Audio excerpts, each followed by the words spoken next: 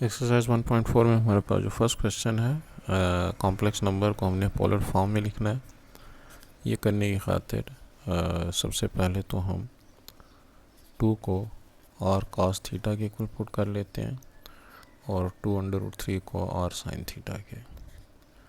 तो इससे हमारे पास जो ये इक्वेशन 1 हो गई और ये हमारे पास इक्वेशन 2 हो गई। अब अगर मैं स्केयरिंग एंड एडिंग करता हूँ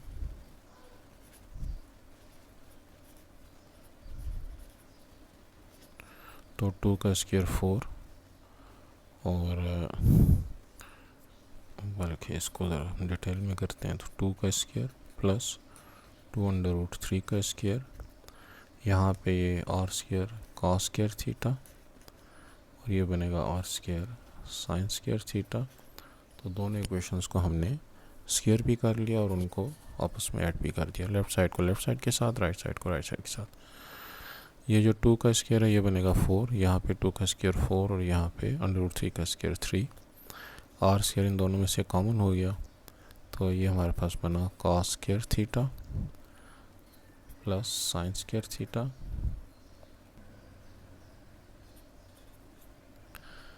जिससे बनता है 4 10 3 12, 12 plus 4 16, 16 is equal to R square, क्योंकि cos square theta plus sine square theta 1 के बराबर हो गया। आर की वैल्यू हमारे पास 4 आ गई।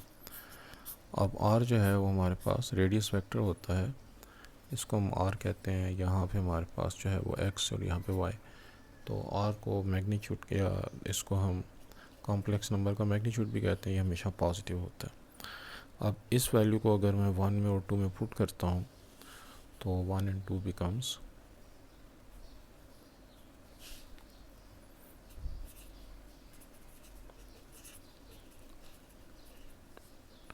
2 is equal to 4 cos theta, ये हमारे पास 1 हो गई इक्वेशन। और दूसरी इक्वेशन में जब मैं पुट करता हूँ तो 2√3 is equal to 4 sine theta, जिससे cos थीटा की वैल्यू बनी 2/4 और 1/2 is equal to cos theta, और यहाँ पे 2√3/4 is equal to sine theta, जिससे कि साइन थीटा की वैल्यू √3/2 बनी।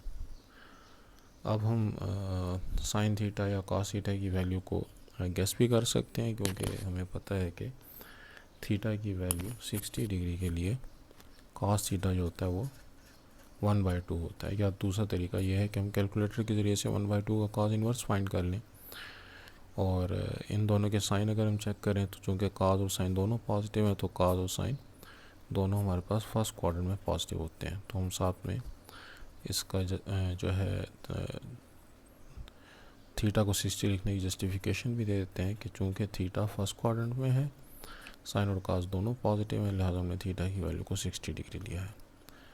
अब हमारे पास जो पोलर फॉर्म है, लेकिन उससे पहले अगर हम 60 को रेडियंस में कन्वर्ट करें तो π/180 के साथ मल्टीप्लाई करेंगे, जिससे कि थीटा की वैल्यू बनती है π/3। अब पोलर फॉर्म है हमारे पास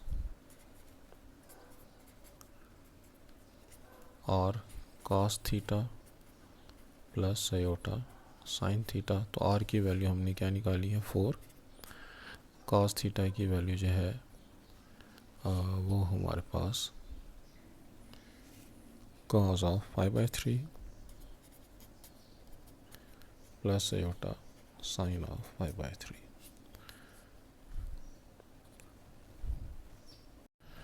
अब ये जो हमारे पास पर्टिकुलर सॉल्यूशन आया,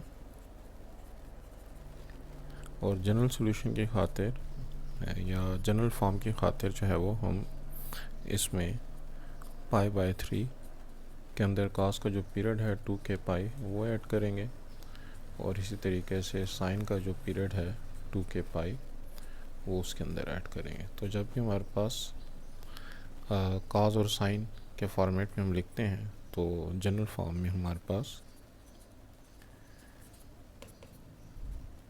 cos और साइन की सूरत में 2k जो कि इनके पीरियड हैं वो इनके आर्गूमेंट में ऐड करना होगा। तो ये थीटा की जो हमने वैल्यू निकाली थी, ये हमारा आर्गूमेंट ऑफ इसको z भी लिख सकते हैं, जो कि हमारे पास π/3 आया।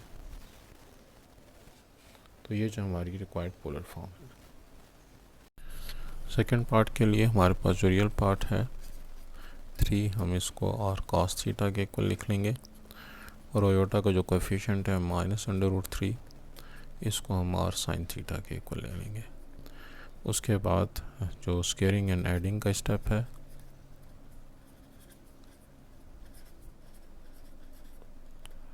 ताकि हम r की वैल्यू निकाल सकें, तो 3 का स्क्वायर प्लस -√3 का square is equal to r square, और ये दोनों r square cos square theta और r square sin square theta बन जाएंगे, तो cos square theta plus sin square theta, तो 3 का square 9 minus sine even power की वजह से ख़त्म हो जाएगा, plus 3 is equal to r square, ये 1 हो गया, तो r स्क्वायर की वैल्यू बनी 9 + 3 12, जिसको कि हम 4 × 3 लिख सकते हैं।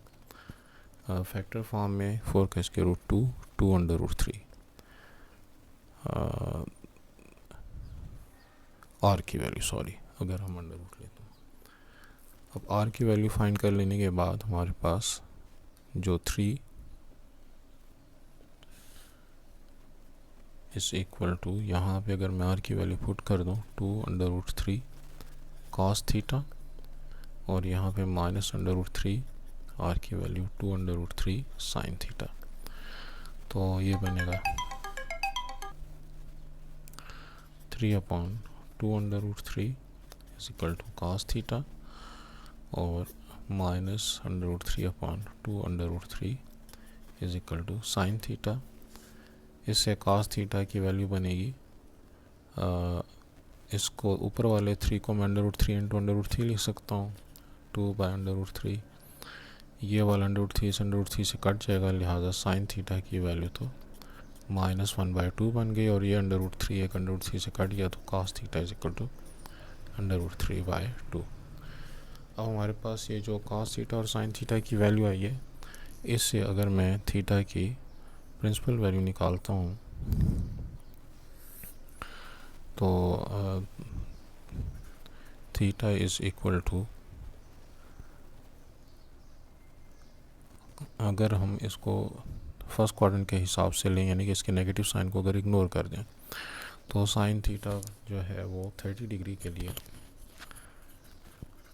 1/2 के बराबर होता है, और √3/2 जो है वो हमारे पास वो भी cos ऑफ 30 जो है वो √3/2 के बराबर होता है।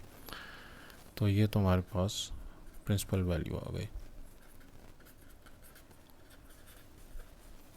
अब आर्गूमेंट ऑफ z अगर हम निकालेंगे, तो फिर वो हमारे पास चूँकि cos पॉजिटिव है और sin नेगेटिव है, तो क्वाड्रेंट में हमारे पास जो है SACT के फार्मूले के मुताबिक साइन नेगेटिव है, cos पॉजिटिव है, तो साइन नेगेटिव और cos पॉजिटिव हमारे पास फोर्थ क्वाड्रेंट में होता है। फोर्थ क्वाड्रेंट के हिसाब से थीटा की वैल्यू को 30 अगर हम ले रहे हैं, तो वो -30 डिग्री होगी, क्योंकि फोर्थ क्वाड्रेंट के अंदर हमारे पास cos पॉजिटिव होता है और साइन नेगेटिव होता है। अब जब हमने थीटा जो आर्गूमेंट है उसकी वैल्यू फाइंड कर ली, तो इसको हमने रेडियंस में कन्वर्ट करना है, -30 × π/180, जिससे कि हमारा आंसर आएगा -π/6। और अब जो है हमारे पास इसकी पोलर फॉर्म आएगी, r की वैल्यू हमने फाइंड की थी 2√3, और फिर उसके बाद cos of -π/6 plus iota sine of -π/6। ये हमारे पास जो है वो पर्टिकुलर फॉर्म आ गए, और जनरल फॉर्म के लिए हम जो है इसके अंदर cos और साइन का जो पीरियड है 2kπ वो ऐड कर देंगे, तो cos of 2kπ -π/6 plus iota sine of 2k pi minus pi by 6।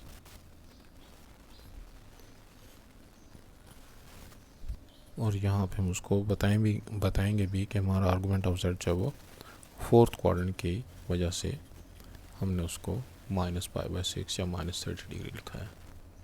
Third part के लिए भी जो रियल पार्ट है -2 उसको हम आर कास थीटा और -2 जो योटा का कोएफिशिएंट है उसको हम साइन थीटा के इक्वल ले लेते हैं और साइन थीटा के equal squaring and adding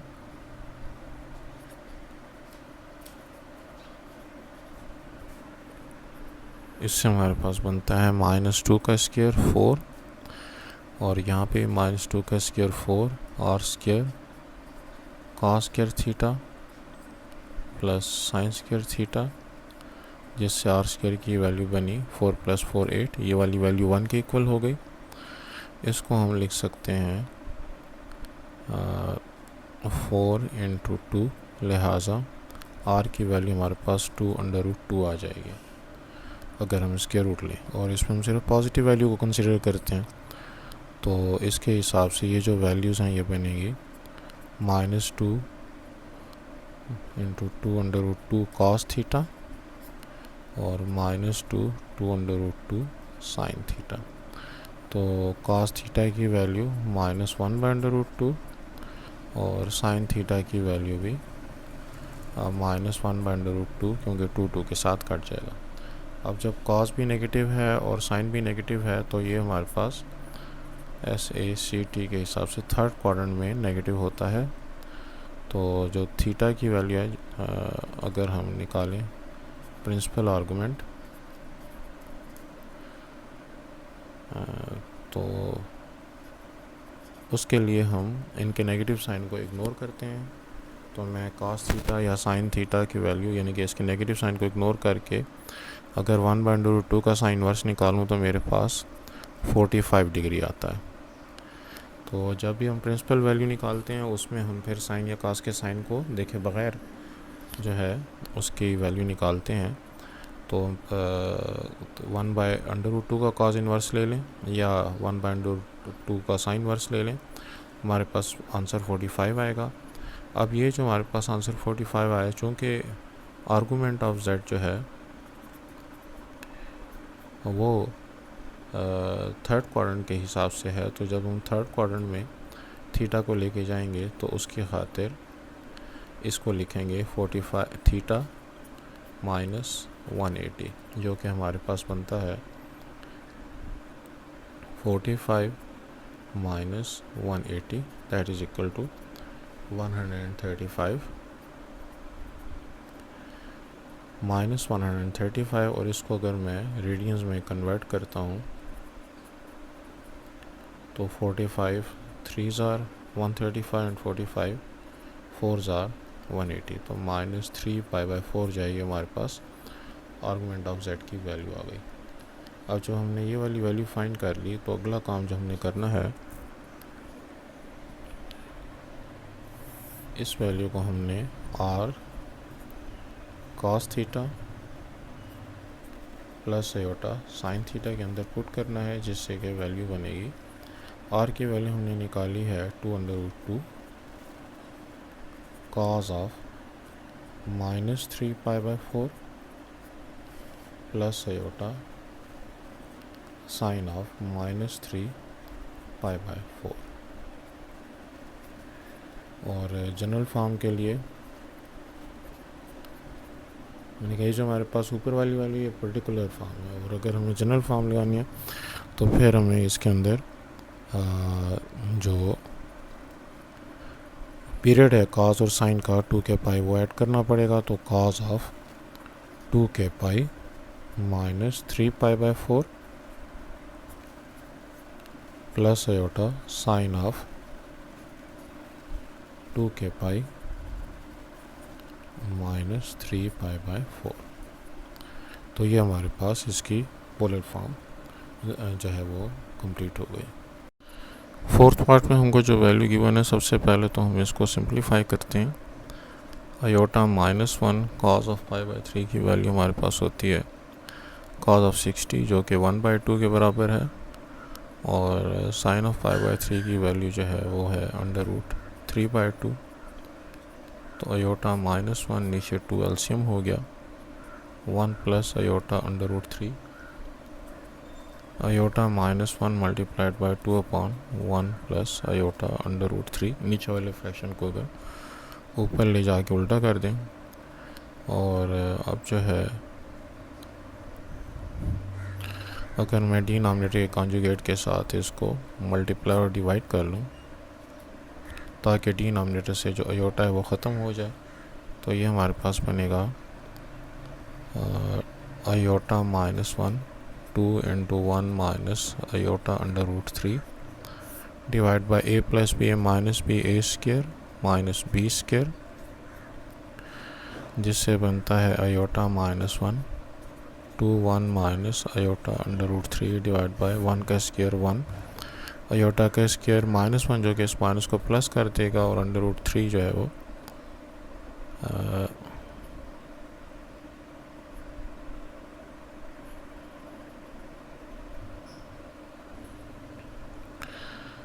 three रह जाएगा। इससे हमें मज़ीद सिंप्लीफाई करें तो अयोटा -1 2 1 माइनस अयोटा √3, 1 प्लस 3 से हमारे पास 4 आता है, ये 2 इस 4 को काट के 2 कर देगा। और अब अगर हम इनको आपस में मल्टीप्लाई करें तो iota into 1 iota minus iota square √3 -1 plus iota √3 divided by 2। Simplification से हमारे पास अयोटा, ये जो अयोटा स्क्वायर इस माइनस को प्लस कर देगा, तो प्लस √3 यहाँ पे -1 और प्लस अयोटा √3 डिवाइड बाई 2। इसके हिसाब से जो हमारे पास रियल पार्ट बना वो बनता है √3 -1, और जो इमेजिनरी पार्ट है वो इन दोनों को मिला के बनेगा। अयोटा कॉमन ले लें तो 1 प्लस √3, और 2 इसके नीचे भी लगा देते हैं, 2 इसके नीचे भी लगा देते हैं। अब जब हमारे पास रियल और इमेजिनरी पार्ट अलग-अलग हो गया, तो हम इसमें इस वैल्यू को x और इस वैल्यू को y ले सकते हैं। तो इसमें थीटा की वैल्यू निकालनी खातिर tan inverse of y by x, जो कि हमारे पास बनता है, अब y की वैल्यू है 1 प्लस √3 डिवाइड बाई 2, और x की वैल्यू √3 -1 डिवाइड बाई 2।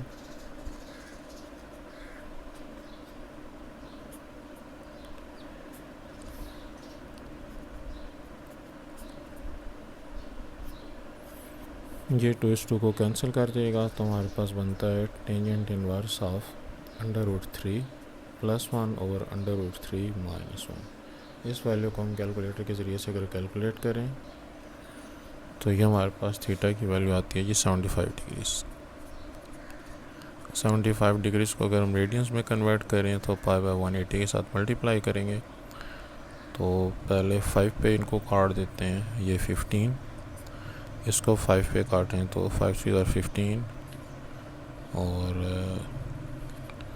5 6 30, दोबारा 3 पे करते हैं, 3 5 15 और 3 12 36। तो आंसर आया 5 π/12। ये हमारे पास प्रिंसिपल वैल्यू और इसके बाद हमारे पास, क्योंकि ये दोनों पॉजिटिव वैल्यूज़ बन रही है x और y के, लिहाजा आर्गूमेंट ऑफ z जो है वो भी यही होगा 5 π/12 फर्स्ट क्वाड्रेंट। और हम फर्स्ट क्वाड्रेंट की बात क्यों कह रहे हैं, क्योंकि x और y बहुत पॉजिटिव हैं। साथ जो है हम इसकी जस्टिफिकेशन भी दे सकते हैं, x y बहुत पॉजिटिव। अगली चीज़ जो थी वो r की वैल्यू निकालनी थी। r की वैल्यू के लिए हम x² प्लस y² का अगर फार्मूला लगा दें तो उसके मुताबिक x² की वैल्यू हमारे पास बनती है √3 -1 डिवाइड बाई 2 होल स्क्वायर और यहाँ पे y का स्क्वायर तो √3 + 1/2 होल स्क्वायर, ये हमारे पास बनेगा a² + b² - 2ab, और यहाँ पे a² + b² + 2ab, और नीचे 2 का स्क्वायर 4, ये जो है एलसीएम आ जाएगा। तो -2√3 और +2√3 एक दूसरे को कैंसिल कर देंगे, और ऊपर जो है हमारे पास 3 + 1 4, 3 + 1 4, सो 4 + 4 8 / 4 विच गिव्स अस 2। तो r की वैल्यू जो है वो हमारे पास √2 हो जाएगी। अब r की वैल्यू हमने फाइंड कर ली और जो है वो आर्गूमेंट की वैल्यू भी फाइंड कर ली। तो जो हमारे पास पोलर फॉर्म है वो होनी चाहिए r की वैल्यू 2 के हिसाब से 2 cos of 2k pi plus 5π/12 plus iota sine of 2k pi plus 5π/12।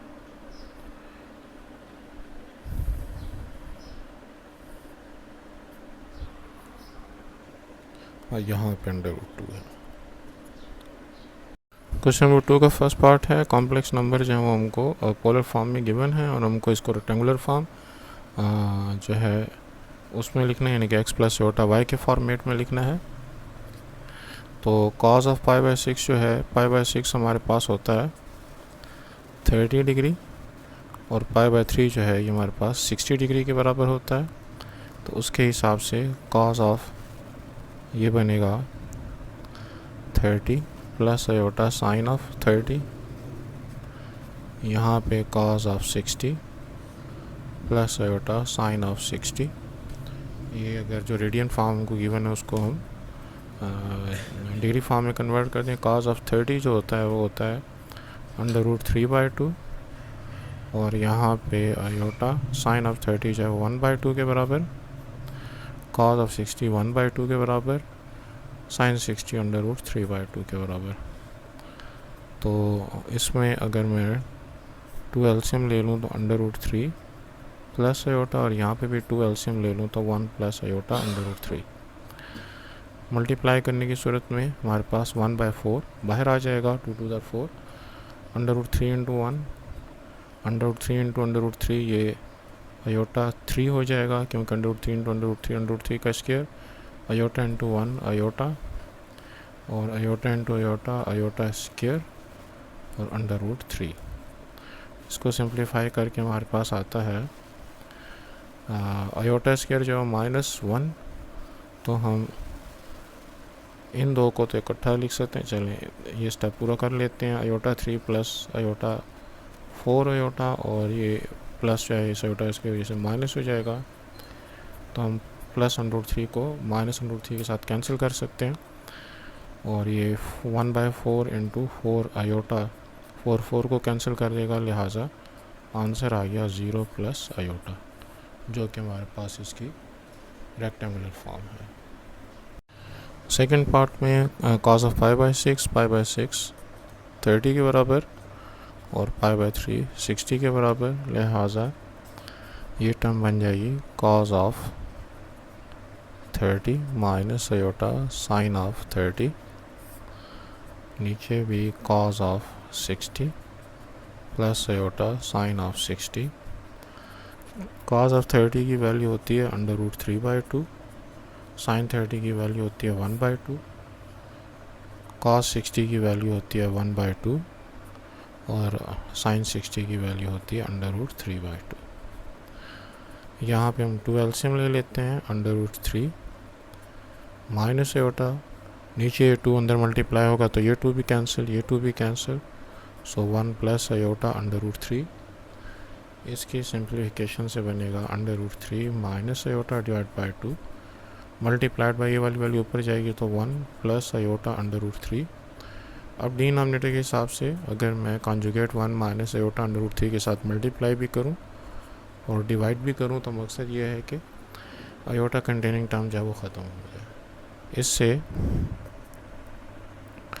Under root 3 into 1 under root 3 minus iota under root 3 का स्क्वायर और उसके बाद माइनस आयोटा और minus minus plus iota square under root 3 divided by नीचे हमारे पास 2 into a plus b into a minus b that is a square minus b square.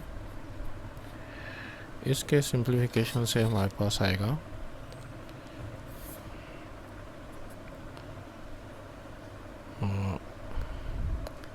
Under root 3 minus iota 3 square root को काट देगा और minus iota, यहाँ पे iota square इस प्लस को माइनस कर देगा, लिहाजा minus under root 3 divided by 2 1 का स्क्वायर 1 आयोटा स्क्वायर इस माइनस को प्लस कर देगा, अंडर रूट 3 का स्क्वायर जो है वो स्क्वायर रूट को कैंसिल कर देगा, तो plus under root 3 minus under root 3 को कैंसिल कर देगा, minus iota 3 and minus iota minus 4 iota divide by 3 plus 1 4 4 2 or 8 4 इस 8 को काट के 2 कर देगा माइनस 1 बाय 2 आयोटा। तो अगर इसका मैं रियल पार्ट अलग करूँ तो 0 और इमेजनरी पार्ट जो है वो माइनस 1 बाय 2 आयोटा।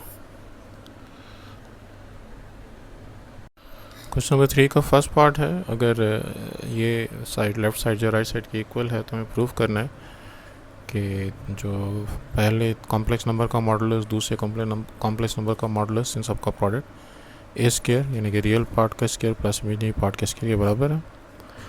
तो for x1 plus iota y1 x2 plus iota y2 xn plus iota yn is equal to a plus iota b। इसका हम कह देते हैं ये z1, इसको हम z2 कह देते हैं, इसको हम zn कह देते हैं और इसको हम z कह देते हैं। तो taking modulus on both sides,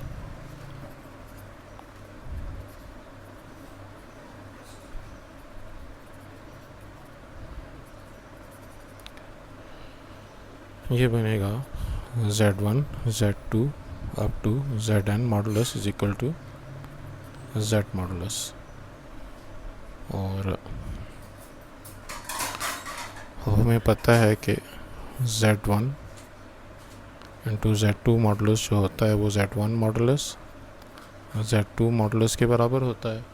उस रूल के तहत z1 modulus z2 modulus two zn modulus जो है वो z मॉडुलस के बराबर होगा। और इससे हम जो है z1 मॉडुलस की वैल्यू क्या है x1 स्क्वायर और प्लस y1 स्क्वायर। इसी तरीके से z2 मॉडुलस की value x2 square plus y2 square और zn की वैल्यू है xn square plus yn square और राइट साइड पे हमारे पास x square plus y square, क्योंकि z का जो रियल पार्ट है वो a है और z का जो इमेजिनरी पार्ट है वो y है। इसकी अगर हम स्क्वेयरिंग कर दें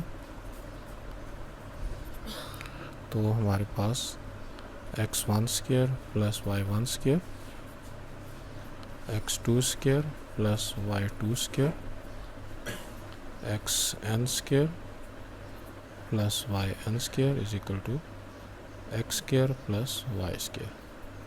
तो ये हमारे पास इस रूल के तहत कि z1 इंटू z2 का मॉडुलस जो है वो z1 मॉडुलस z2 मॉडुलस के बराबर होता है, उसके ज़रिए से हम प्रूफ कर सकते हैं। क्वेश्चन नंबर 3 का जो सेकंड पार्ट है उसके लिए हमारे पास अगर z1 z2 up to zn z के बराबर है, जिस तरह से यहाँ पे हमको गिवन है कि हमारे पास जो पहली वैल्यू है इसको हमने z1 लिया, दूसरी वैल्यू को z2 लिया, लास्ट वैल्यू को zn लिया। तो अगर आर्गूमेंट हम लेंगे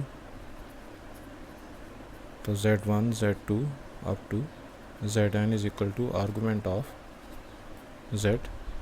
अब इसके आर्गूमेंट जो कॉम्प्लेक्स नंबर मल्टीप्लाई हो रहे हैं, जब हम उनके आर्गूमेंट लैदा करते हैं तो argument of z1 plus argument of z2 up to argument of zn is equal to argument of z।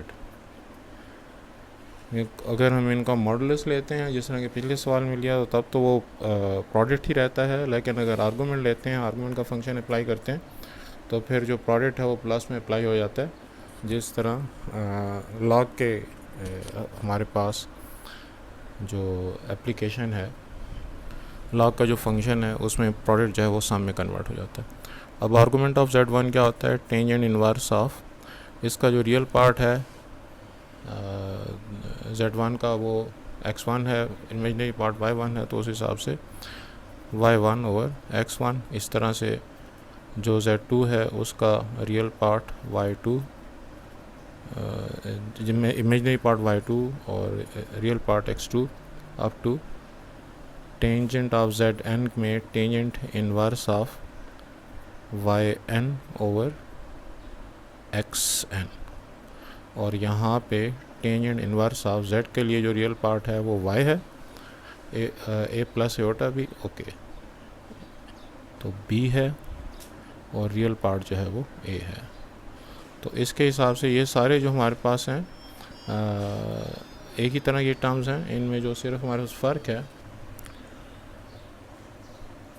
तो इसको अगर मैं समेशन की फॉर्म में लिखूं तो r1 टू n और टेंजेंट इनवर्स ऑफ, और यहाँ पे क्या है जी, Y R over X R is equal to, right side जो है वो बनेगी tangent inverse of B by, और इसके साथ हम 2 के पाई जो है वो भी ऐड कर सकते हैं क्वेश्चन की रिक्वायरमेंट के मुताबिक। तो ये हमारा जो रिक्वायर्ड रिज़ल्ट है वो हमें मिल जाएगा। और 2 के पाई जो है 360 डिग्री, और इसका मल्टीपल ये हम आम तौर पे अपने जो थीटा होता है उसके आंसर में, यानी कि उसको जनरल बनाने के लिए ऐड कर देते हैं। तो ये हमारा रिक्वायर्ड रिजल्ट हो गया। क्वेश्चन नंबर 4 में हमारे पास है 1 plus z upon 1 minus z equals to cos 2 theta plus iota sine 2 theta. इसको सॉल्व करने खातिर हमें जो प्रॉपर्टी इस्तेमाल करनी है वो है हमारे पास कंपोनेंडो डिविडेंडो। अगर a by b c by d के बराबर हो तो हम a plus b over a minus b जो है वो c plus d over c minus d, इसको हम कंपोनेंडो डिविडेंडो प्रॉपर्टी कहते हैं। मैट्रिक लेवल पे जो है इस प्रॉपर्टी का एप्लीकेशन भी है हमारे पास। Therefore for 1 plus z over 1 minus z equals to cos 2 theta plus iota sine 2 theta. मैं इसको लिखता हूँ 1 plus z plus 1 minus z और 1 plus z minus 1 minus z equal to cos 2 theta plus sine plus iota sine 2 theta के नीचे मैं 1 लगा सकता हूँ। So cos 2 theta plus iota sine 2 theta plus 1 over cos 2 theta plus iota sine 2 theta minus 1। इसके simplification से बनेगा 1 plus z plus 1 minus Z, नीचे 1 plus z minus 1 plus Z. तो यहाँ पे अब मैं cos 2 theta plus iota sine 2 theta को के लिए मेरे पास कुछ फार्मूले हैं, उन फार्मूलों को मैंने इस्तेमाल करना है। डबल एंगल फार्मूला उनको कहते हैं। cos 2 थीटा के हमारे पास फार्मूला है cos square theta minus sign square theta. जब यहाँ पे प्लस का साइन हो तो ये 1 के बराबर है, और अगर माइनस का साइन हो तो फिर ये cos 2 थीटा के बराबर है। उसके अलावा 2 cos स्क्वायर थीटा माइनस 1 और 1 माइनस 2 साइन स्क्वायर थीटा, ये तीनों हमारे पास cos 2 थीटा के लिए डबल एंगल फार्मूला है। और साइन 2 थीटा के लिए हमारे पास एक ही फार्मूला है जो कि 2 साइन थीटा cos थीटा। इस फार्मूले के मुताबिक cos 2 थीटा को मैं लिख सकता हूँ 2 cos स्क्वायर थीटा माइनस 1, तो ये cos 2 थीटा की बजाय हमने 2 cos स्क्वायर थीटा माइनस 1 लिख दिया, प्लस आयोटा साइन 2 थीटा की बजाय iota 2 sine theta cos theta, और ये जो प्लस 1 है वो एज इट इज़। तो ये वाला जो 1 है इसको हमने एज इट इज़ लिख दिया। नीचे cos 2 थीटा का फार्मूला मैं लिखता हूँ 1 माइनस 2 साइन स्क्वायर थीटा। तो इस cos 2 थीटा की बजाय मैंने दूसरा formula 1 minus 2 sine square theta इस्तेमाल किया, प्लस अयोटा साइन 2 थीटा की बजाय iota 2 sine theta cos theta, और -1 जो है वो ये वाला जो है वो एज इट इज़। अब ये -1 इस +1 के साथ कट जाएगा और ये +1 इस -1 के साथ कट जाएगा। यहाँ पर ये जो प्लस z है ये इस -z के साथ कट गया और +1 -1 के साथ कट गया। 1 + 1 से हमारे पास आ गया 2 ओवर नीचे मेरे पास z + z से आ गया 2z, और यहाँ पे ऊपर मेरे पास जो 2 cos square theta plus iota sine 2 theta है, इसको मैं लिखता हूँ, चलें फ़िलहाल मैं इसको as it is 2 cos square theta plus iota 2 sine theta और cos थीटा लिखता हूँ। और यहाँ पर ये जो -2 है मैं इस माइनस को अयोटा स्क्वायर लिख देता हूँ। तो ये जो हमारे पास एक ख़ास स्टेप है कि हमने इस -1 को अयोटा स्क्वायर करके लिखना है, प्लस और आगे जो 2 है साइन स्क्वायर थीटा वो as it is, plus iota 2 sine theta और cos थीटा ये एज इट इज़। अब मैं इस 2 को इस 2 के साथ कैंसिल कर देता हूँ, मेरे पास बचेगा 1/z। ऊपर मेरे पास 2 और cos थीटा कॉमन है इन दोनों में से, तो 2 cos थीटा ब्रैकेट के अंदर आ जाएगा cos theta plus iota sine theta, क्योंकि मैं 2 भी कॉमन ले चुका हूँ और cos थीटा भी कॉमन ले चुका हूँ। डिनोमिनेटर में मैं अयोटा भी कॉमन लेता हूँ क्योंकि अयोटा यहाँ पे भी है, अयोटा यहाँ पे भी है, और 2 भी कॉमन लेता हूँ, और उसके अलावा साइन थीटा जो है वो कॉमन लेता हूँ क्योंकि यहाँ पे साइन स्क्वायर थीटा है और यहाँ पे साइन थीटा है। अच्छा, अब ऐसा करने से ये जो अयोटा 2 साइन थीटा कॉमन लेने के बाद जो cos थीटा है बाद की टर्म का, ये मैं पहले लिखता हूँ, और यहाँ पे अयोटा 2 साइन थीटा कॉमन लेने के बाद एक अयोटा रह जाएगा और साइन स्क्वायर थीटा में से एक साइन थीटा रह जाएगा। तो इसको मैं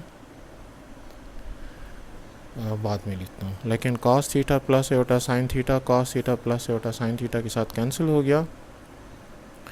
1/z को अगर मैं z/1 लिखूँ तो iota 2 sine theta over cos theta, नीचे भी हमारे पास 2 है, 2 दोनों में है, 2 को कैंसिल कर देगा, लिहाजा z की वैल्यू आएगी iota sine theta by cos theta equals to tangent theta. तो हमारा जो z की वैल्यू थी अयोटा टेंजेंट थीटा जो कि हमने प्रूफ करनी थी वो हमने यहाँ पे प्रूफ कर दी। क्वेश्चन नंबर 5 में हमारे पास है cos 3 alpha plus cos 3 beta cos 3 gamma equal to 3 cos of alpha plus beta plus gamma. तो इसके सोल्यूशन के लिए हमारे पास जो यूलर्स फार्मूला के मुताबिक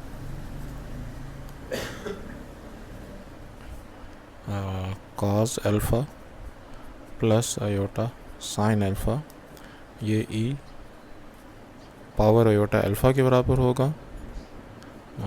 और इस तरीके से cos beta plus iota sine beta e iota beta cos gamma plus iota sine gamma e iota gamma के बराबर। और अब मैं अगर इनको इन वैल्यूज़ को जब हम ये अयोटा अल्फ़ा, ये अयोटा बीटा और ये अयोटा गैमा के इक्वल लिख लेते हैं, तो मैं इनको आसानी की खातिर पहली वैल्यू को l, दूसरी वैल्यू को m और तीसरी वैल्यू को n लिख लेता हूँ। अब अगर मैं l plus m plus n, तो for l plus m plus n हमारे पास आएगा cos alpha plus iota sine alpha plus cos beta plus iota sine beta plus cos gamma plus iota sine gamma. अब वैसे तो हमने इसको e power iota alpha, e power iota beta और e power iota gamma के equal भी लिया है, लेकिन उस वैल्यू के इक्वल हम इसको बाद में इस्तेमाल करेंगे। फ़िलहाल l plus m plus n को हमने इसके इक्वल ले लिया। अब हमको जो है गिवन है कि ये जो वैल्यू है cos alpha cos beta plus cos gamma ये भी 0 के बराबर है, और अगर मैं इसमें से अयोटा कॉमन ले लूँ तो साइन अल्फ़ा साइन बीटा और साइन गैमा, ये भी हमको क्वेश्चन के अंदर 0 के बराबर ही यानी cos alpha cos beta cos gamma, sine alpha sine beta sine gamma, ये भी दोनों वैल्यूज़ हमको 0 के इक्वल गिवन है। तो 0 प्लस आयोटा इंटू 0, तुम्हारा आंसर जो वो 0 आ जाएगा।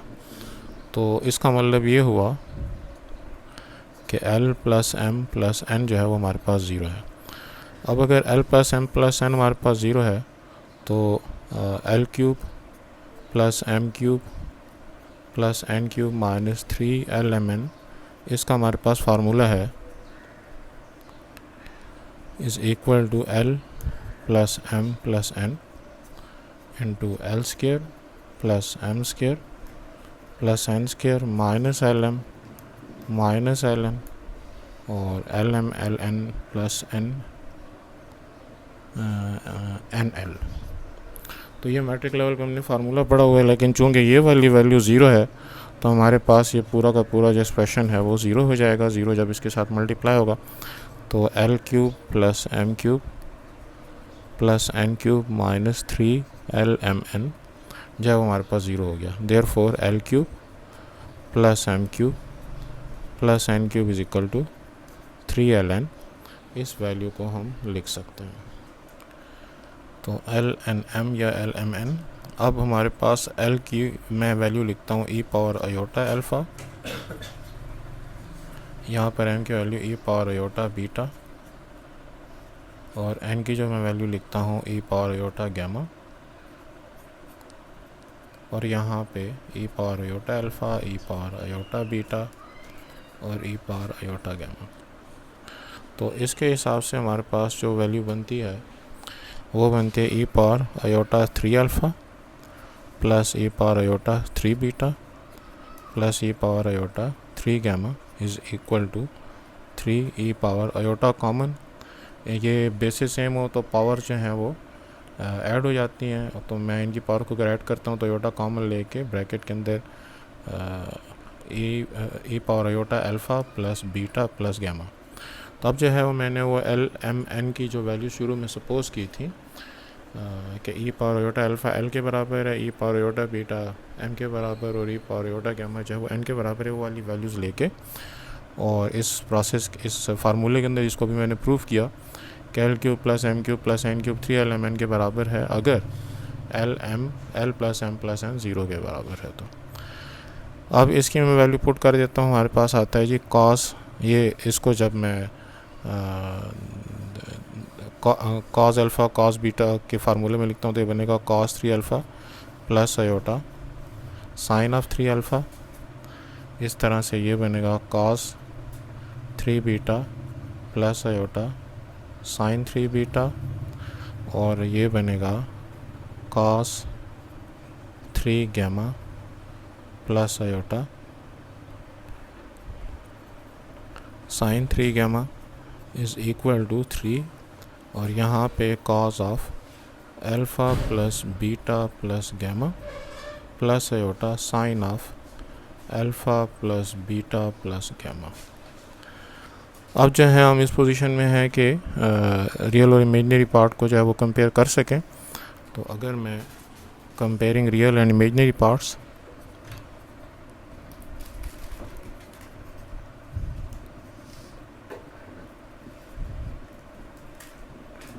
अगर मैं रियल पार्ट को कंपेयर करता हूँ तो लेफ़्ट साइड पे रियल पार्ट है cos 3 alpha plus cos 3 beta plus cos 3 gamma, और राइट साइड पे जो हमारे पास रियल पार्ट है वो 3 को अगर मैं इसके साथ मल्टीप्लाई कर दूँ तो 3 cos of alpha plus beta plus gamma, ये हमारे पास पहला रिज़ल्ट हो गया।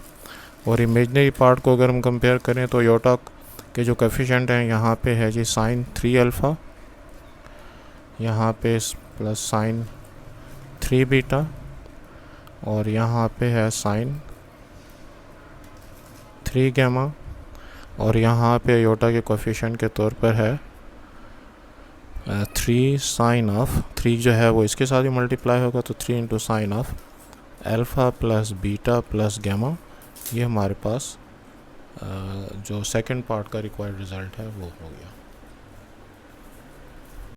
क्वेश्चन नंबर 6 में write in the algebraic form, और हमारे पास ये जो यहाँ पे आर्गूमेंट की वैल्यू गिवन है उसको हम -180 टू +180 के दरमियान में रखते हैं।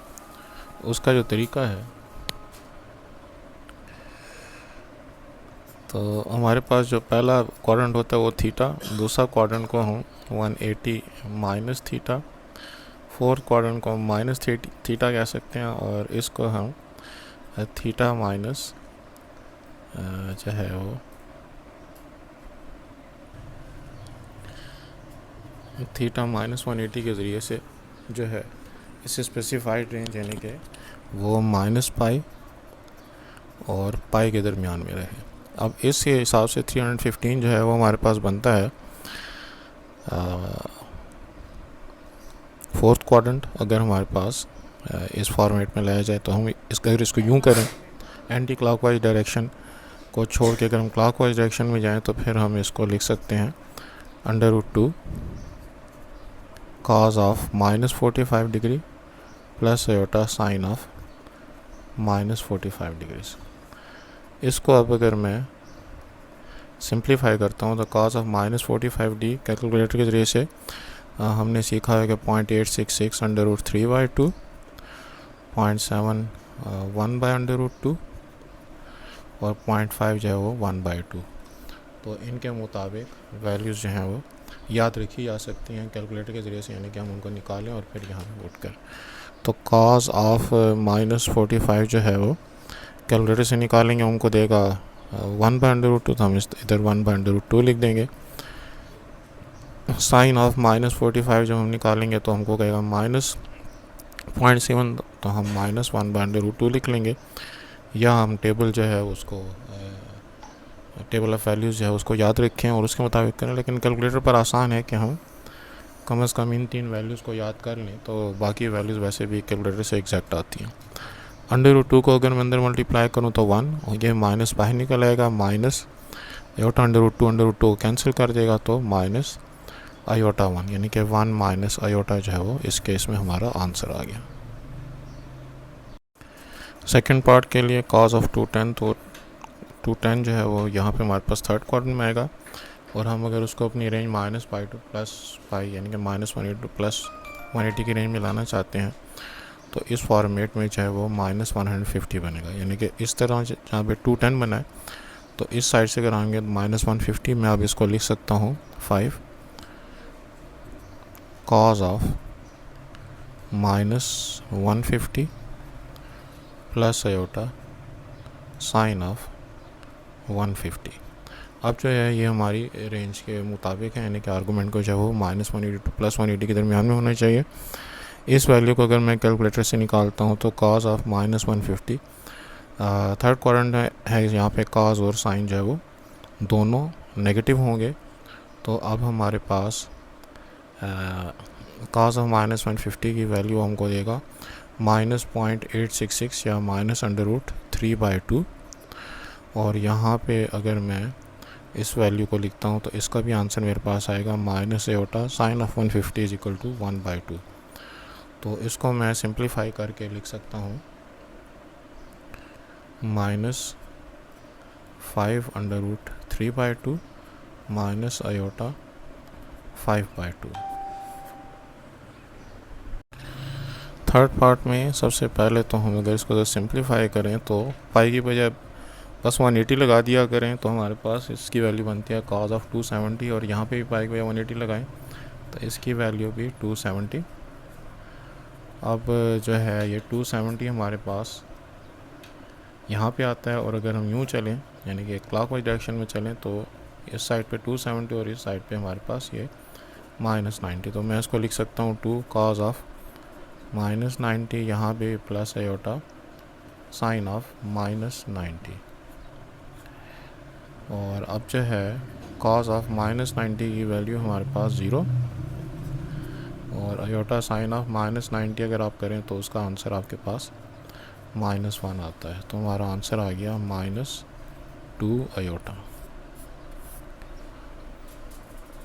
फोर्थ पार्ट के लिए भी सबसे पहले तो हम इसको एंगल को जानने की कोशिश करते हैं कि इस एंगल की बात हो रही है। अगर हम यहाँ पे पाई की वजह 180 लगाते हैं तो 6 प्लस आयोटा साइन ऑफ यहाँ पे भी 180 डिवाइड बाय 6, तो ये हमारे पास बनता है जी 30, यहाँ पे भी 30, तो 4 cos of 150 plus iota sine of 150। अब ये हमारी रेंज -180 टू +180 के दरमियान में है। इसकी वैल्यू अगर मैं कैलकुलेटर से निकालूंगा तो मुझको 0.8 हमारे पास क्वाड्रेंट बन रहा है सेकंड। तो सेकंड क्वाड्रेंट में कॉस नेगेटिव होता है, साइन जो है वो पॉजिटिव होता है।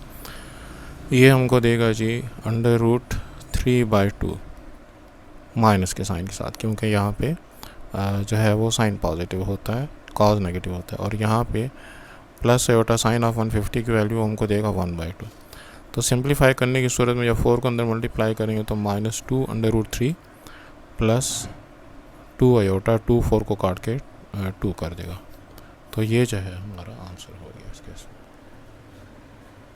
फिफ्थ पार्ट के लिए भी जो हमको वैल्यू गिवन है कॉज ऑफ, अगर मैं पाई को जो 180 लगाऊं तो ये 30 बनता है, और अच्छा ये ब्रैकेट यहाँ पे मैंने गलत लगाई है bracket, cos 30 plus iota sine of, यहाँ पे भी π/6 से 30 बनता है। पाई की बजाय हम 180 लगा दिया करते हैं तो उससे ये वाली वैल्यूज़ बनती हैं। cos 30 की वैल्यू कैलकुलेटर से जब हम निकालेंगे तो वो हमको देगा 0.866 या √3/2, और साइन 30 की वैल्यू हमको देगा 1/2। 2 को अंदर मल्टीप्लाई कर देते हैं तो √3 प्लस आयोटा जो है ये हमारा आंसर आ जाएगा। 135 चाहिए हमारे पास सेकंड क्वाड्रेंट में बनता है, जहाँ पे साइन पॉजिटिव होता है, कॉस नेगेटिव होता है। cos 135 की वैल्यू हम कैलकुलेटर पे निकालेंगे तो ये हमको देगा जी पॉइंट अपना -0.7 या -1/√2, और यहाँ पे आयोटा साइन ऑफ 135 ये हमको देगा +1/√2 सेकंड क्वाड्रेंट के हिसाब से, कॉस नेगेटिव और साइन पॉजिटिव। हम पार्ट के लिए cos ऑफ 50 की वैल्यू जो है वो हमारे पास टेबल के हिसाब से, याद करने के हिसाब से तो नहीं है, हम कैलकुलेटर से उसकी वैल्यू निकालते हैं 0.64, और यहाँ पे भी प्लस आयोटा साइन ऑफ 50 अगर निकालें तो अप्रॉक्सीमेटली 0.76, को अगर अंदर मल्टीप्लाई कर दें तो 6.4 प्लस आयोटा 7.6, इस हद तक जो है वो हम इसको लिख सकते हैं। जितना ज़्यादा डेसिमल से आगे जाएंगे उतना ज़्यादा एक्यूरेट आंसर होगा, तो इस वैल्यू को बस डायरेक्ट कैलकुलेटर से ही लिखना। 8 पार्ट के लिए हमारे पास cos ऑफ 3π/4, अगर मैं यहाँ पे पाई की वैल्यू 180 लगा दूँ /4, यहाँ पे प्लस आयोटा साइन 3 मल्टीप्लाई 180/4, तो सिंप्लीफिकेशन से ये बनता है 45, और ये भी 4 × 45, जिससे बनता है cos of 135 plus iota sine of 135। तो 135 जो सेकंड क्वाड्रेंट के हिसाब से बनेगा, इसकी वैल्यू जब मैं कैलकुलेटर से निकालूंगा तो cos ऑफ 135 -1/√2, सेकंड क्वाड्रेंट में cos नेगेटिव होता है, साइन ऑफ 135 1/√2, साइन जो होता है वो पॉजिटिव होता है। तो वही बात के पॉइंट कैलकुलेटर से जब इनकी वैल्यू निकालेंगे तो डेसिमल के हिसाब से जो आपको बताया था कि 0.7 जो है वो 1/√2 के बराबर होता है। तो वो तीन वैल्यूज़ जो हैं हमने याद रखनी है, 0.7 1/√2, 0.8 √3/2 और 0.5 1/2। इनके अलावा जो वैल्यूज़ हमको मिलती हैं आमतौर पर एग्जैक्ट होती हैं, बल्कि कई कैलकुलेटर जो है वो डायरेक्ट ये एग्जैक्ट वैल्यू दे देते हैं, तो उसके हिसाब से इनको याद रखा जा सकता है। अब मैं √2 को अंदर मल्टीप्लाई करता हूँ तो ये -1 प्लस आयोटा, जो कि इस केस में हमारा आंसर हो। 9 पार्ट के लिए अगर मैं इसको सिंप्लीफाई करूँ तो π/3 हमारे पास 60, तो ये cos ऑफ 120 बना, प्लस आयोटा साइन ऑफ, ये भी हमारे पास 120, तो 120 हमारे पास सेकंड क्वाड्रेंट कैलकुलेटर के ज़रिए से cos ऑफ 120 निकालेंगे -1/2, और साइन 120 निकालेंगे तो √3/2, सेकेंड क्वाड्रेंट में साइन पॉजिटिव होता है। 4 को अंदर मल्टीप्लाई कर देंगे -2, इसके साथ मल्टीप्लाई करेंगे 2 टू 4 तो 2√3। तो ये जो हमारा आंसर हो गया। 10th पार्ट के लिए सोल्यूशन के लिए अगर हम 5π/4 की वैल्यू 45 को 5 के साथ मल्टीप्लाई करेंगे तो ये बनता है 225, और यहाँ पे भी 225। अब इसको उस रेंज में लाने खातिर 180 या -180 की रेंज में लाने खातिर 225 चाहिए हमारे पास थर्ड क्वाड्रेंट में बनेगा। अगर हम इसको क्लॉकवाइज डायरेक्शन में लेकर जाएं तो ये हमारे पास -135 बनता है।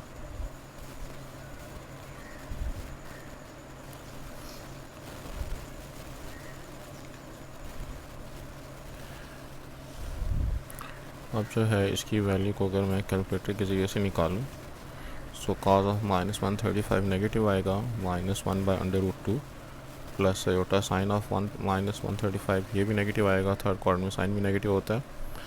तो ये भी -1/√2, √2 को 7/√2 को अंदर मल्टीप्लाई करेंगे तो -7, और यहाँ पे भी -7। तो ये जो है इसका आंसर आ गया। इसके 10th पार्ट के लिए सबसे पहले 10√2 as it is cos of 315 ये बनेगा। 5/4 की वैल्यू 45 7 315, यहाँ पे भी 315।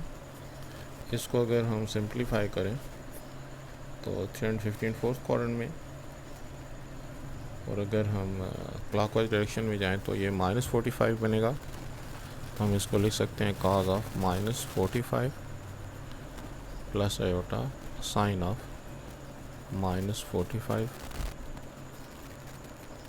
इसकी वैल्यू हमारे पास अब बनती है cos of -45 -1/√2 plus 1/√2। Fourth quadrant में cos जो है वो पॉजिटिव होता है और साइन जो है वो नेगेटिव होता है। तो साइन ऑफ साइन 45 की वैल्यू 1/√2, और माइनस साइन जो है वो इस प्लस को माइनस कर देगा। तो √2 को अगर अंदर मल्टीप्लाई करें तो 10, और माइनस इस √2 को भी √2 के साथ कैंसिल कर देंगे तो माइनस आयोटा। तो 10 माइनस आयोटा √, हमारी वैल्यू। यहाँ पे भी हमारे पास cos ऑफ 45 बनेगा ये, और cos 45 की वैल्यू हमारे पास है जी 1/√2। साइन 45 की वैल्यू भी 1/√2। 1/√2 को अंदर मल्टीप्लाई करेंगे तो 1/2 प्लस आयोटा, यहाँ पे भी 1/√2 इंटू 1/√2 1/2 हो जाएगा। लिहाजा ये हमारा आंसर है। इस क्वेश्चन में जो हमारे पास cos 180 की वैल्यू होती है वो -1, साइन 180 की वैल्यू हमारे पास 0 होती है। सो 7 इंटू -1 इज़ -7। तो ये इसका आंसर हो गया। इसमें जो इमेजनरी पार्ट है वो ख़त्म हो जाएगा 0 की वजह से।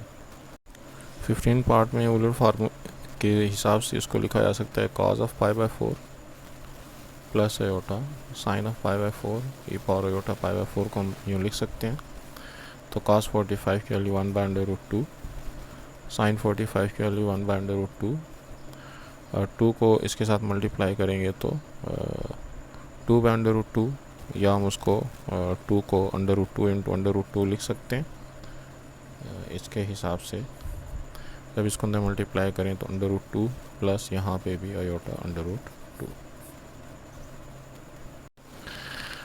इस पार्ट के लिए भी सबसे पहले तो इसको यूलर फार्मूला के हिसाब से cos of π/2 plus iota sine of π/2।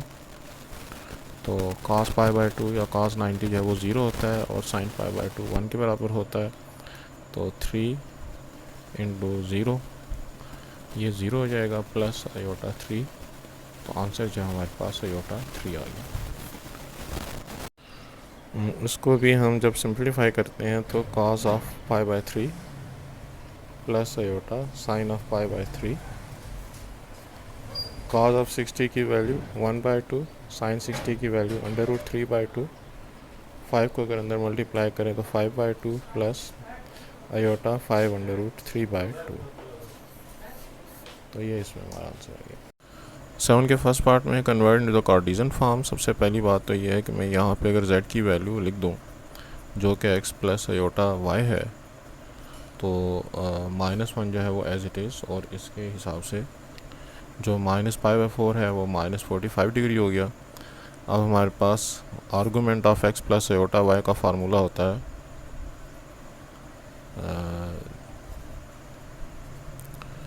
Tangent inverse of y by x, यानी कि imaginary part divide by real part. उसके हिसाब से ये बनेगा टेंजेंट इनवर्स ऑफ, जो इसका हमारे पास इमेजनरी पार्ट है वो है y, और जो इसका रियल पार्ट है वो है x-1। इस वैल्यू को मैं -45 डिग्री के इक्वल लेता हूँ। अब हमारे पास जो टेंजेंट इनवर्स है ये दूसरी तरफ इस -45 पे जब हम अप्लाई करेंगे तो टेन बन जाएगा, यानी कि tangent on both sides. So tangent of -45 is -1, so y upon x-1 is equal to -1। Cross multiply अगर हम करें तो y is equal to -x+1 और x plus y is equal to 1, जो कि हमारे रिक्वायर्ड रिलेशन है या इक्वेशन है।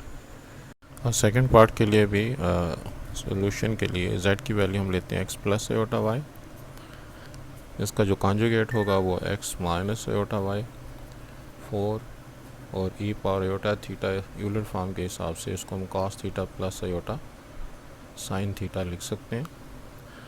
इन दोनों को आपस मल्टीप्लाई करेंगे तो x square minus iota y का square, a plus b a minus b के फार्मूला से। और इसका एब्सोल्यूट जो है उसको डील करने का तरीका क्या होता है, रियल पार्ट का स्क्वायर प्लस इमेजनरी पार्ट का स्क्वायर। इसमें आयोटा नहीं लगता, ये हमने सीखा हुआ है। एक्स स्क्वायर यहाँ पे जो आयोटा स्क्वायर है वो इस माइनस को प्लस कर देगा, तो x square plus y square equal to 4 cos square theta plus sine square theta 1 के बराबर होता है, तो उसका अंडर रूट भी 1, तो therefore x square plus y square equal to 4 जो है वो हमारा आंसर आएगा। थर्ड पार्ट के लिए -π/3 जो है ये -60 डिग्री हो गया, और आर्गूमेंट ऑफ z की वैल्यू अगर मैं x प्लस आयोटा y लगा दूँ -4 एज इट इज़, और यहाँ पे भी 60, क्योंकि π/3 60 के बराबर होता है।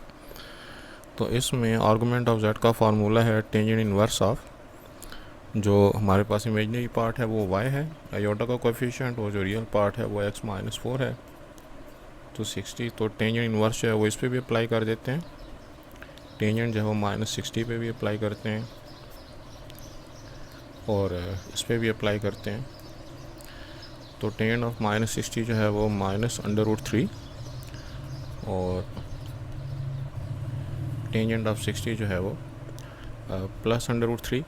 साइन -60 को cos -60 पर जब डिवाइड करेंगे तो -√3 जो है उसकी वैल्यू को नेगेटिव साइन बाहर निकाल के साइन 60 की वैल्यू को cos 60 की वैल्यू पर डिवाइड करें तो √3 हमारे पास आता है। इसको अगर हम इसी फॉर्मेट में छोड़ दें तो भी ठीक है, या x-4 जो है वो इस तरफ और इस तरफ मल्टीप्लाई कर दें तब भी ठीक है। क्वेश्चन नंबर 4 के लिए 0 as it is, argument of z को मैं x प्लस आयोटा y लिख देता हूँ, -4 एज इट इज़, और नीचे 1 प्लस आयोटा भी एज इट इज़, और π/6 जो है हमारे पास 30 डिग्री के बराबर हो गया। तो इसमें हमारे पास जो रियल पार्ट है x-4, आयोटा y इसका इमेजनरी पार्ट है, 1 प्लस आयोटा के हिसाब से 1 माइनस आयोटा के साथ में मल्टीप्लाई भी करता हूँ और डिवाइड भी करता हूँ। यहाँ पे 0 is less than argument of, इसकी सिंप्लीफिकेशन से x × 1x minus iota x -4 plus iota 4 plus iota y और minus iota square y divide by a plus b a minus b के फार्मूले से a square minus b square less than r equal to 30, और इसकी simplification से बनता है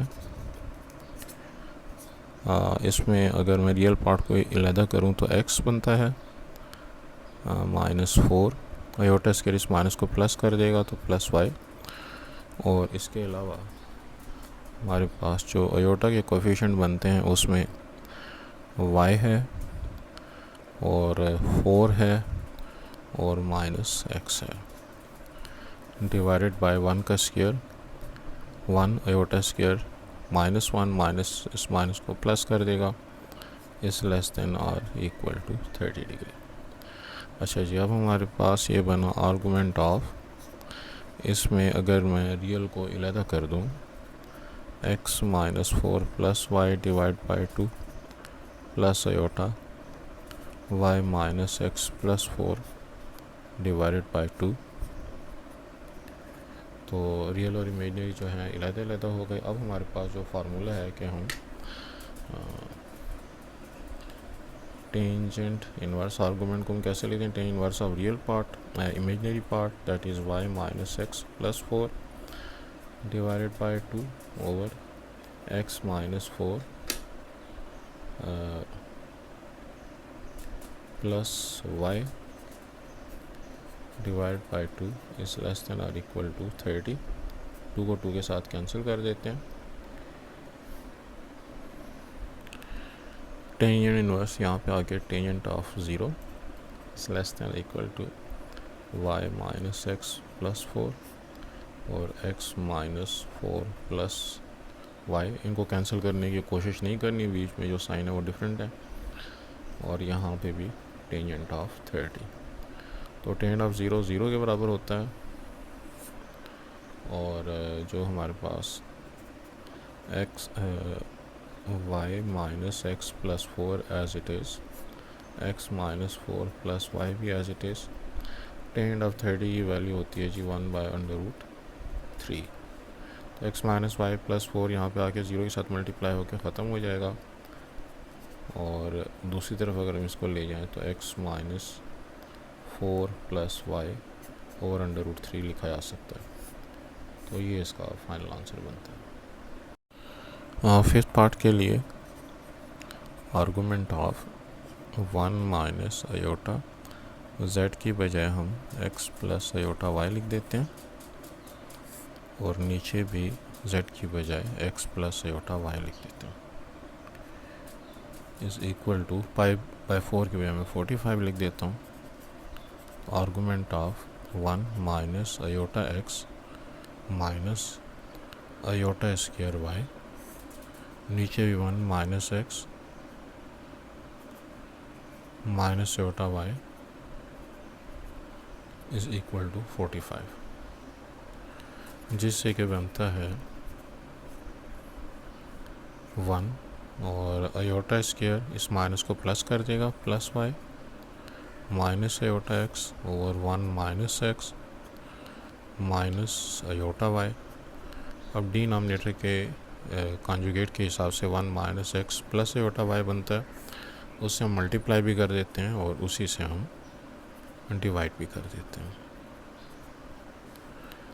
multiply करने की सूरत में हमारे पास बनेगा 1 into 1 minus x plus iota y, 1 से अगर सबको मल्टीप्लाई करें y के साथ मल्टीप्लाई करते हैं, plus y minus x y plus iota y square, उसके बाद minus iota x minus minus plus iota x square और minus plus minus iota square x y divided by 1 minus x whole square minus iota y का square equals to 45 degrees. इसके simplification से बनेगा, अगर मैं इसका रियल पार्ट अलहदा करूँ तो 1 minus x plus y minus x y, और उसके अलावा हमारे पास जो आयोटा स्क्वायर ये है, ये इस माइनस को प्लस कर देगा, तो प्लस एक्स वाई, तो ये प्लस एक्स वाई और माइनस एक्स वाई तो यहीं पे ही कैंसिल हो गए।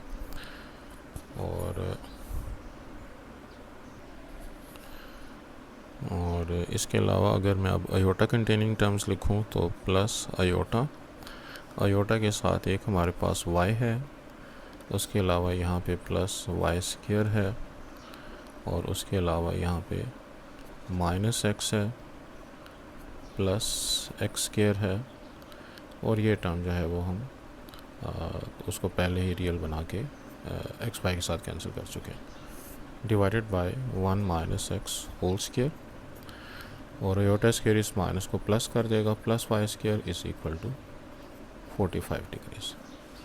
अब इसको सिंप्लीफाई करने की खातिर जो हमारे पास फार्मूला है टेंजेंट इनवर्स ऑफ, इसमें जो इमेजिनरी पार्ट बनता है वो बनता है जी y plus y square minus x plus x square divide by 1 minus x square plus y square, और इसका जो रियल पार्ट बनता है वो बनता है 1 माइनस एक्स प्लस वाई, ये दोनों टर्म्स तो कैंसिल हो चुके हैं, over 1 minus x whole square plus y square is equal to 45। तो दोनों के डिनोमिनेटर एक दूसरे के साथ कैंसिल हो जाएंगे, और इसमें अब हमारे पास तो ये बनेगा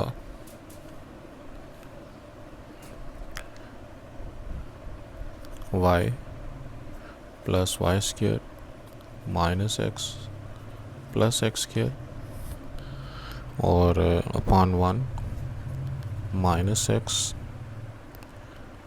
प्लस वाई। टेन इनवर्स को अगर मैं दूसरी तरफ लेकर आऊँ तो टेन 45 जो है उसको वो 1 के इक्वल कर देगा, यानी कि टेंजेंट ऑफ 45, और अब इससे हमारे पास बनता है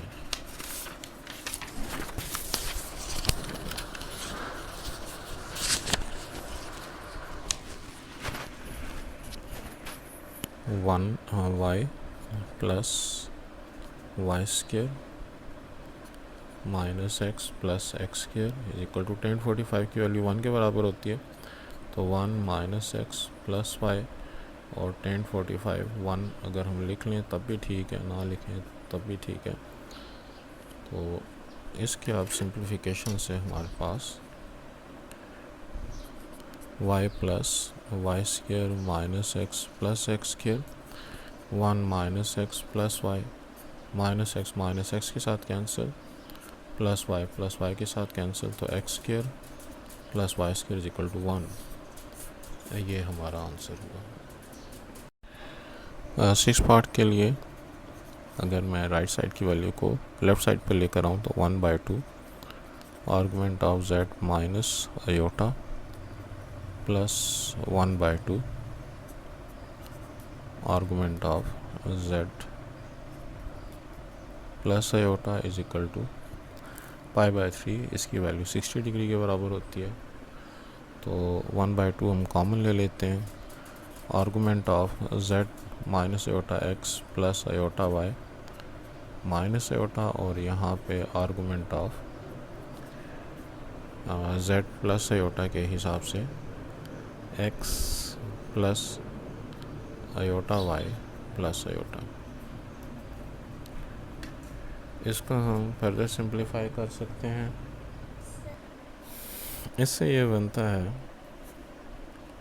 आर्गुमेंट ऑफ x आयोटा अगर मैं कॉमन ले लूँ तो यहाँ पे y माइनस 1 बनता है, और यहाँ पे भी x और आयोटा अगर मैं कॉमन ले लूँ तो y प्लस 1 बनता है इज इक्वल टू 60। तो ये बनेगा ये tangent inverse of real part, imaginary part जो है y माइनस 1, और रियल पार्ट जो है वो x, और यहाँ पे tangent inverse is equal of y plus 1 over x is equal to 60। और अब हमारे पास जो फार्मूला है वो है tangent inverse of alpha plus tangent inverse of beta equals to tangent inverse of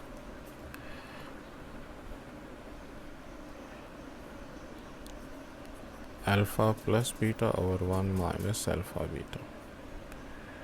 तो इसके हिसाब से ये बनेगा ये tangent inverse of y minus 1 by x plus y plus 1 divide by x divide by 1 minus y minus 1 over x into y plus 1 into x is equal to 60। और ये 2 जो है दूसरी तरफ जाके इसके साथ मल्टीप्लाई हो तो इसको 120 कर देगा।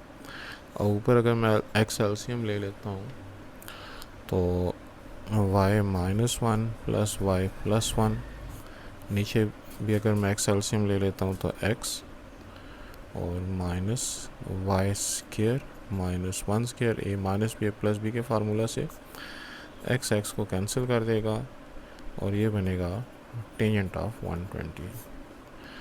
तो यहाँ पे माइनस 1 प्लस 1 को कैंसिल कर सकता है, तो ये ऊपर बना ये 2y डिवाइडेड बाय, और नीचे इनफैक्ट एलसीएम x नहीं x स्क्वायर है, और यहाँ पे x तो ये x जो है हमारे पास 2y और x स्क्वायर माइनस, और यहाँ पे भी एक x यानी कि रह गया कटने के बाद, अगर तो x square minus y square और minus minus plus 1 divided by x is equal to 10 of 120 की जो वैल्यू है वो है हमारे पास 10 ऑफ 120 की वैल्यू बनती है -√3 वाई एक्स, जब ऊपर जाएगा तो ये बनेगा 2xy over x square minus y square plus 1 is equal to -√3। तो मेरा ख्याल है यहाँ तक इसको सिंप्लीफाई करना काफ़ी है। क्वेश्चन नंबर 8 में है calculate the position of particle from the mean position for amplitude. तो ये जो मीन पोजीशन का हमारे पास फार्मूला है वो होता है x is equal to x maximum और e आयोटा थीटा। तो इसमें x मैक्सिमम जो है वो हमारे पास एम्पलीट्यूड की वैल्यू है जो कि हमको गिवन है 0.004, और e पावर आयोटा थीटा की वैल्यू जो हमको π/4 के इक्वल गिवन है।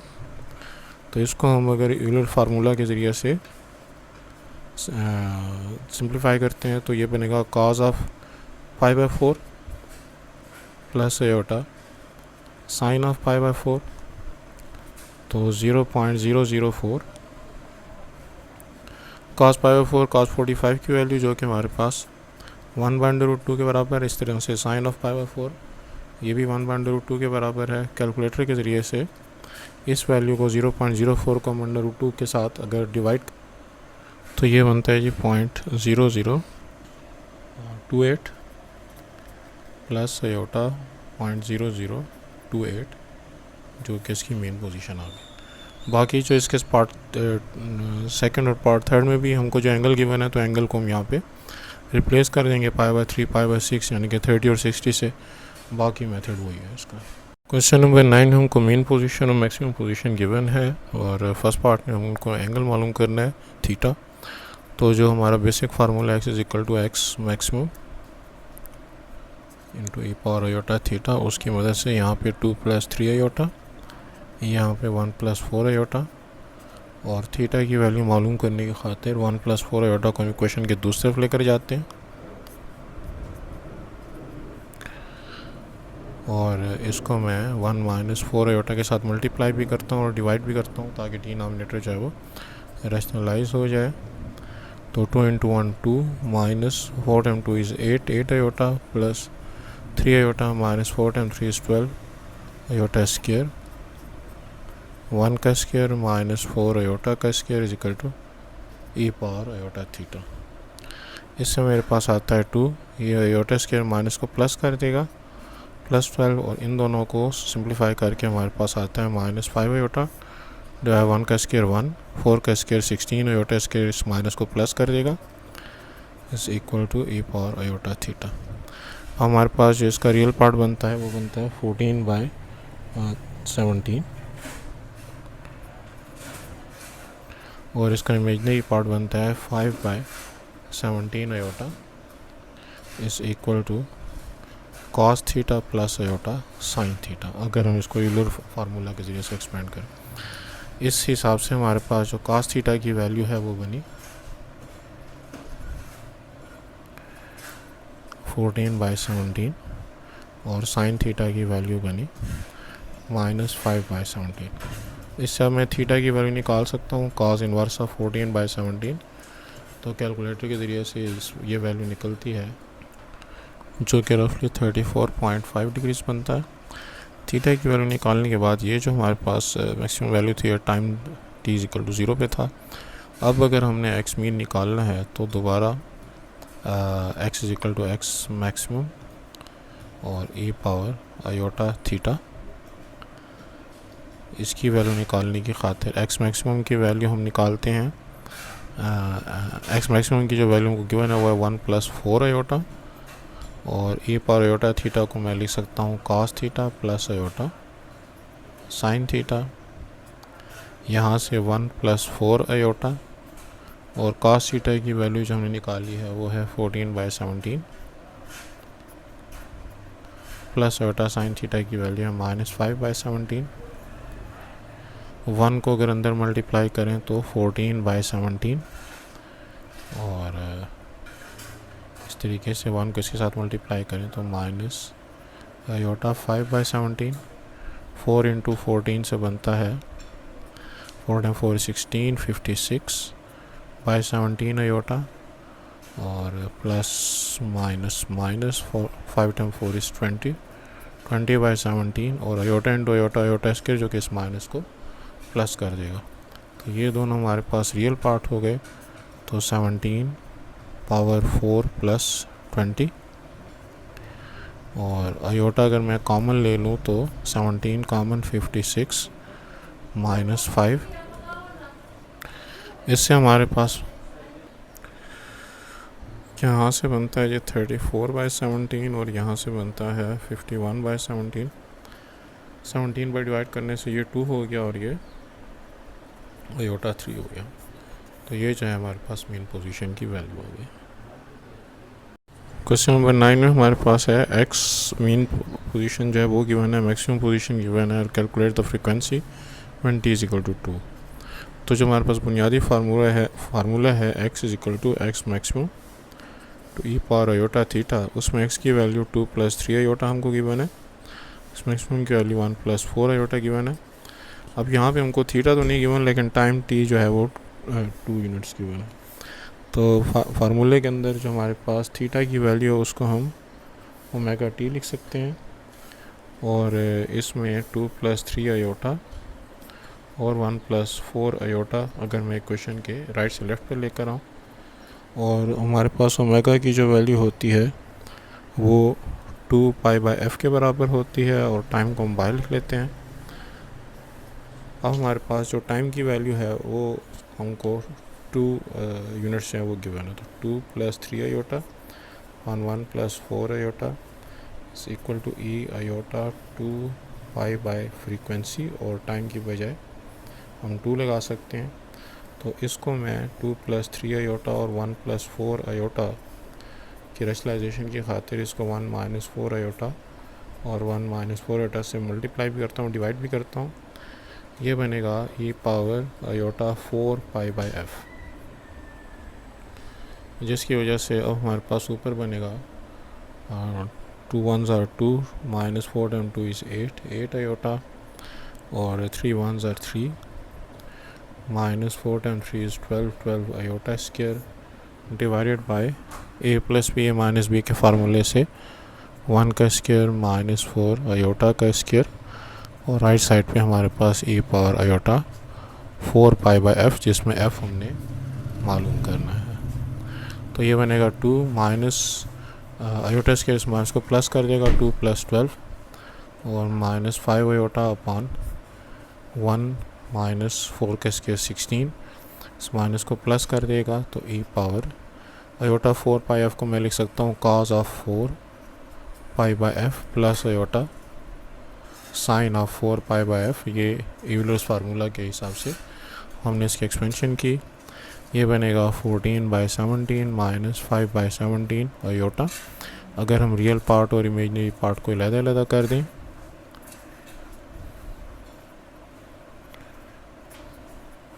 अब हमारे पास कंपेयरिंग रियल पार्ट से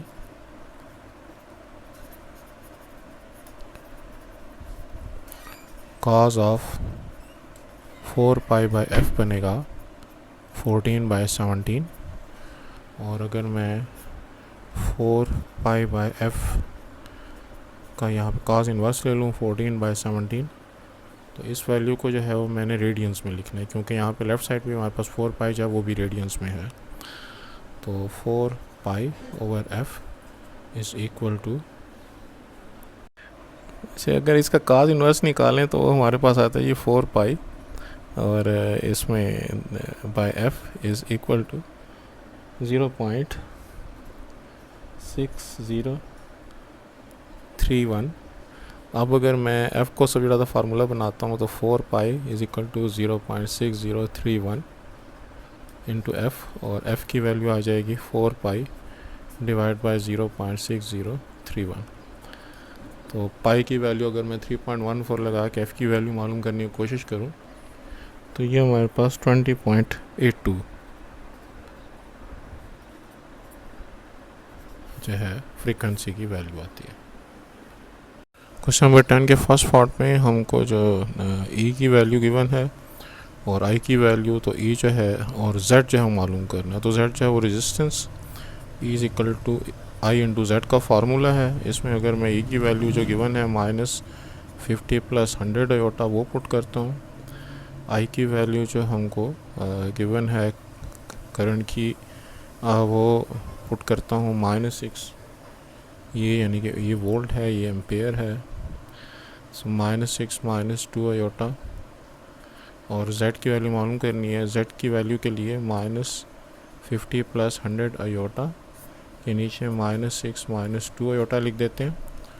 और अब इसके हिसाब से जो डिनोमिनेटर है -6 - 2 आयोटा, इसके कॉन्जुगेट -6 + 2 आयोटा से मैं मल्टीप्लाई भी करता हूँ और डिवाइड भी करता हूँ। तो z की वैल्यू हमारे पास आ गई 6 × 5 इज़ 300, और -50 × 2 -100 iota -600 iota and +200 iota square divide bye -6 का स्क्वायर और 2 आयोटा का स्क्वायर। इससे z की वैल्यू बनेगी 300, और ये 200 के साथ जो आयोटा स्क्वायर इसको -200 कर देगा। इन दोनों को मिला के -700 आयोटा और नीचे 6 का स्क्वायर 36, 2 का स्क्वायर जो है हमारे पास 4। तो इस आयोटा स्क्वायर इस माइनस को प्लस कर देगा। 300 - 100 से 200 से हमारे पास आएगा 100 डिवाइड बाय 40, और -700 आयोटा डिवाइड बाय 40। तो इससे जो हमारे पास वैल्यू बनती है वो है 22 * 40, 25 * 100, और 0 0 से कैंसिल, 4 1s are